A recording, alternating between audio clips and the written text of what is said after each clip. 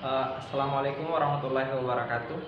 Pada pertemuan kali ini kita akan membahas tentang materi dimensi 3. Yang dibahas di dalam dimensi 3 yaitu mengenai titik, garis, kemudian bidang.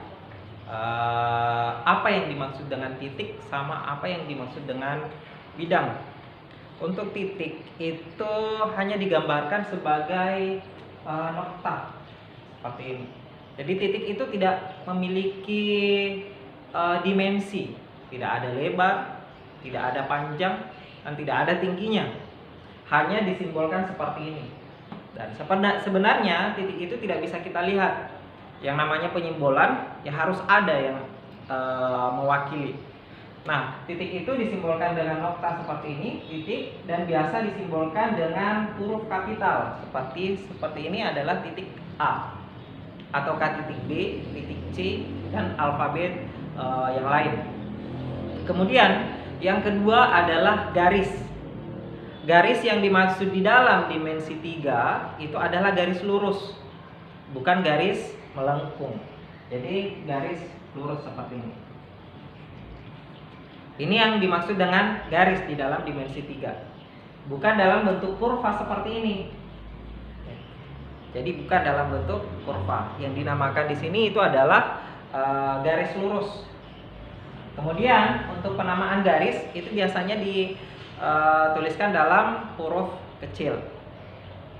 Kalau di dalam dimensi 3 biasanya diwakili oleh sebuah ruas garis. Misalkan ada titik A dan titik B, maka ruas garis AB itulah wakil dari garis G. Kemudian yang ketiga ada namanya bidang. Bidang ini lebih luas lagi. Kenapa? Karena dimensinya itu sudah ada 2. Kalau tadi pada garis itu dimensinya hanya ada 1, yaitu panjang saja. Sedangkan untuk luas itu ada 2, yaitu panjang dan lebar. Nah, misalkan ini ada sebuah bidang, saya namakan adalah bidang alfa. Nah, ini bidang ini memiliki 2 dimensi, yaitu lebar dengan panjang. Ya, sehingga untuk luas bisa kita bidang itu bisa kita cari luasnya. Ya, sedangkan untuk garis hanya bisa kita cari panjangnya. Kenapa? Karena dia hanya memiliki 1 dimensi, yaitu dimensi panjang. Titik, garis, dan bidang inilah yang akan kita pakai di dalam penggunaan materi dimensi 3. Kenapa? Karena dimensi 3 itu cakupannya itu lebih sudah ke 3 dimensi, yaitu panjang, tinggi, sama lebar. Nah, panjang, tinggi, lebar itu memuat ini 3. Ada titiknya, ada garisnya, dan ada bidangnya. Kalau untuk bidang itu juga sama dengan garis. Bidang itu luasnya tak terhingga, panjangnya tak terhingga, tidak ada batasannya. Cuman pada dimensi 3 itu kita berikan batasan. Kadang kalau kita buat gambar dimensi 3, misalkan sebuah kubus, ini ada kubus A, B, C, D, E, F, G, H. Ini ada kubus A, B, C, D, E, F, G, H. Maka bidang alas, ini sebenarnya bidang alas itu luas, tidak ada batasannya. Cuman karena di dalam dimensi 3 itu kita hanya pakai sebagian, maka diwakili oleh bidang A, B, C, D. Oh iya lagi, pada penamaan titik dalam dimensi 3 itu berurut A, B, C, D, kemudian baru ke atas E, F, G, H. Arah putarannya harus sama di bawah dengan di atas. A, B, C, D, E, F, G, H. Nah, itu penjelasan awal tentang dimensi 3. Nah, sekarang kita masuk ke kedudukan titik, garis, bidang di dalam bangun ruang. Yang mana yang dimaksud dengan kedudukan? Kedudukan itu letaknya. Yang pertama, kedudukan titik terhadap bidang. Kalau kedudukan titik terhadap bidang itu kedudukan titik terhadap garis dulu sebelum kita ke kedudukan titik terhadap bidang. Ada dua. Yang pertama, titiknya itu berada di luar garisnya. Contoh seperti ini, garis AB, garis G, ini garis G-nya, titiknya ada di luar garis A, maka itu dinamakan dengan titik yang berada di luar garis. Kemudian titik yang berada pada garis. Kalau misalkan saya tempatkan lagi di sini titik B, ini terletak di garisnya, maka itu dinamakan dengan titik terletak pada garis. Nah, ini ada dua kedudukannya. Sedangkan untuk titik dengan bidang juga ada dua. Yang pertama, titiknya misalkan ini bidangnya, saya buat di sini titik P. Ini artinya titik P itu terletak di luar bidang.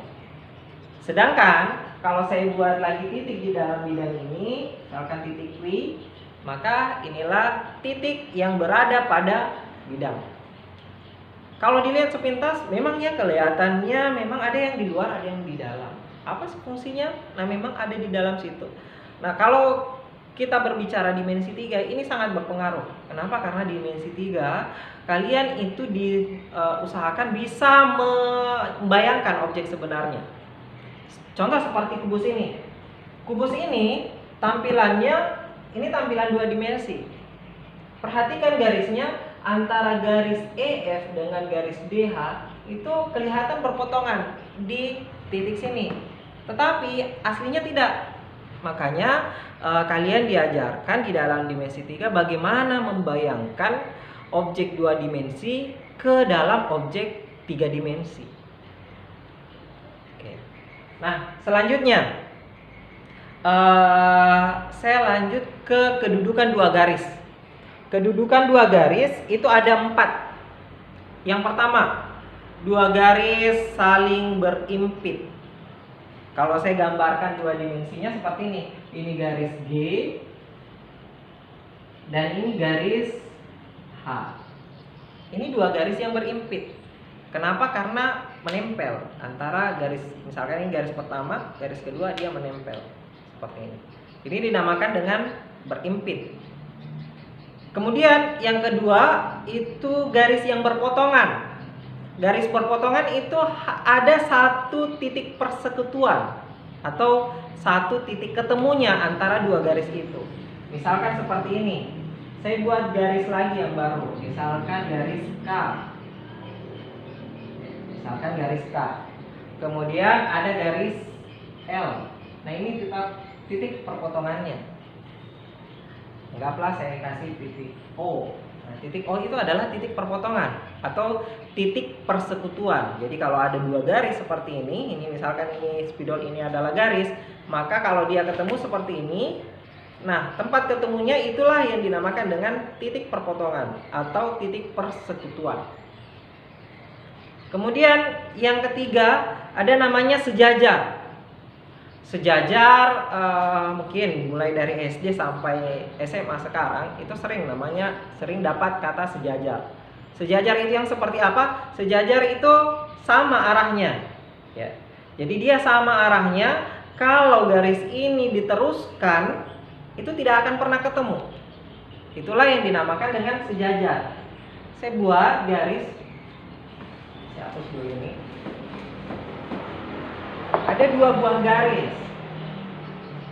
Anggaplah ini garis G yang baru saya buat, ini garis H. Ini 2 buah garis yang sejajar. Kalau garis G diteruskan, garis H juga diteruskan, itu tidak akan pernah ketemu. Itulah 2 garis yang sejajar. Kemudian yang keempat, ini 2 garis yang bersilangan. Dari segi kata sebenarnya hampir sama dengan perpotongan ya. Cuman bedanya di mana? Untuk yang bersilangan contohnya seperti ini. Ini saya punya 2 garis, misalkan spidol ini 2 buah garis, saya dekatkan seperti ini. Ini 2 garis yang bersilangan. Kelihatan dari depan tampak dia berpotongan, tetapi kalau dikasih di samping ini tidak ketemu. Jadi 2 garis yang bersilangan itu tidak sejajar dan tidak berpotongan juga. Ya. Artinya kalau dia diteruskan, garisnya dilanjut terus, ini juga garis yang kedua dilanjut, itu tidak akan pernah ketemu. Contoh satu garis yang bersilangan, saling bersilangan. Ini tadi yang saya contohkan. Garis EF dengan garis BH. Satu ada di atas depan, satu ada di belakang. Nah, itulah dua garis yang bersilangan. Kemudian kedudukan garis dan bidang. Untuk garis dan bidang ini ada 3 kedudukannya. Yang pertama, garisnya itu berada pada bidang.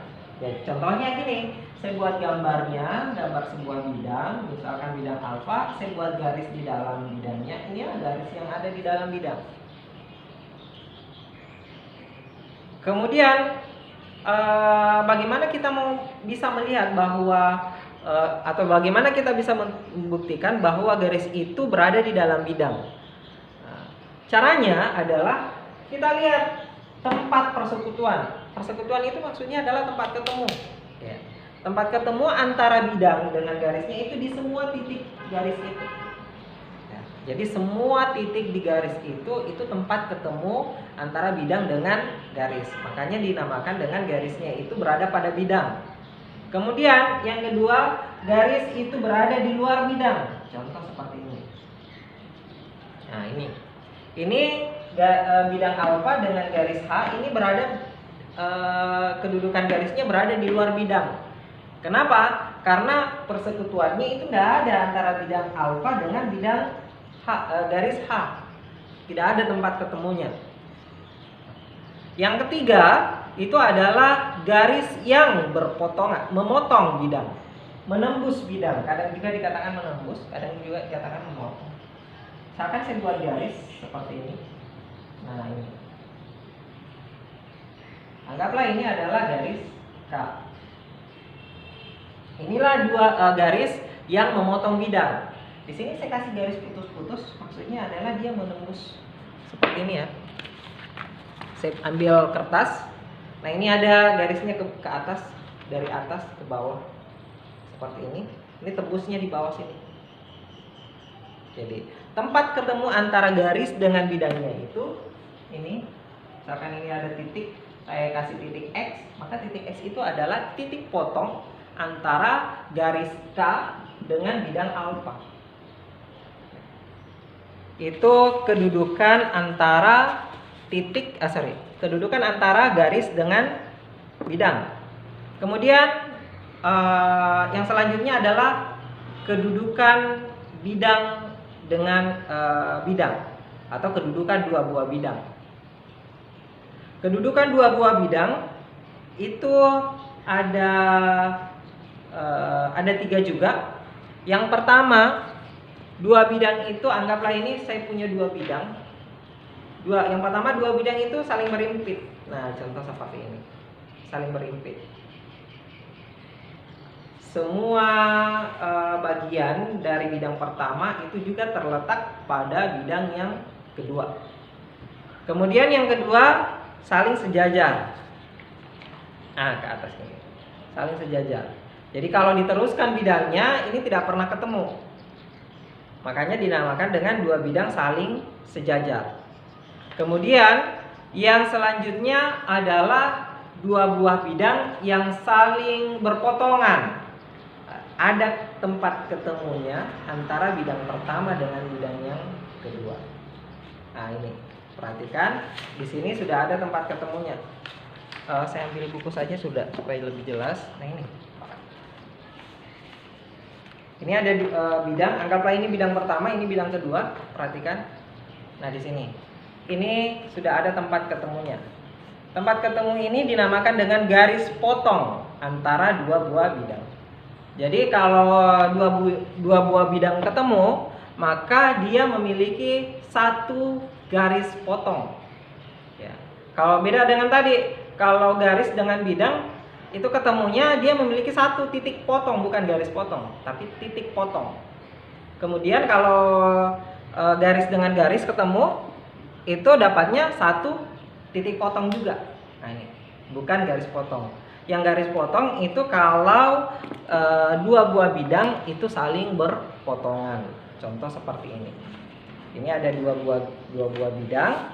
Anggaplah bidang yang pertama sama bidang kedua. Ini perpotongan. Oke.